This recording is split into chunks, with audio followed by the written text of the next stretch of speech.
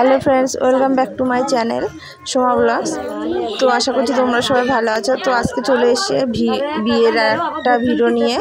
তো কালকে বিয়ে আর আজকে হলো কি বলে এটা আমি জানি না নিয়মটা। তো এই দেখো আজকে সন্ধ্যাবেলায় এই নিয়মটা হচ্ছে।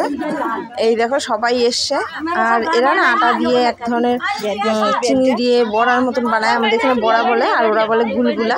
তো এই দেখো বাচ্চাগুলো আটা নিয়ে আসছে, তো এরা আটা দেবে আর এদেরকে ওই গুলগুলাগুলো দেবে।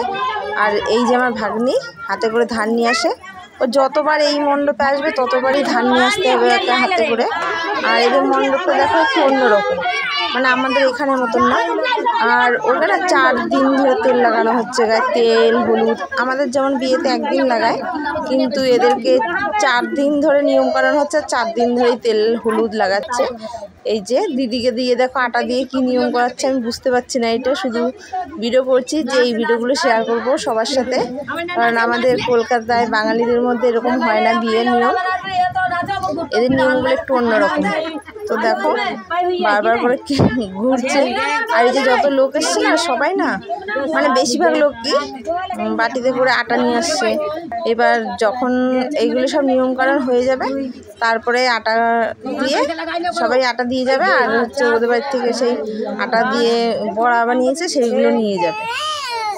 তারপরে আবার একটা মজার জিনিস দেখো ফ্রেন্ড, তো আমার ভাগ্নি যে বসছে একটা ছোট্ট একটা পিঁড়িতে, যখন সব কিছু হয়ে যাবে আর এদের এখানে না এই যে হলুদ মাখাচ্ছে, এরা না এই আমার ভাগ্নির পা ধরে প্রণাম করছে।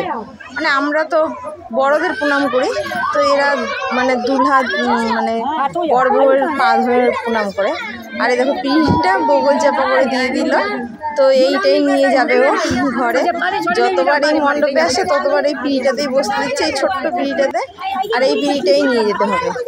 আর এই দেখো সবাই চলে এসছে, বাচ্চাগুলো মানে গুলগুলা নেবে দেখে। আমার দিদি দিয়ে পাচ্ছে না, ননদ সবাইকে দিচ্ছে। তো অনেক বানিয়েছিল, সবাইকে দেওয়া হয়ে গেছে বড়দের। এবার বাচ্চাগুলো ওই যে বাটি নিয়ে আসে না, এই বাটিতে আটা ভরে নিয়ে আসছিল, তো সবাইকে দিচ্ছে। তো বন্ধুরা বলবে কেমন লাগলো।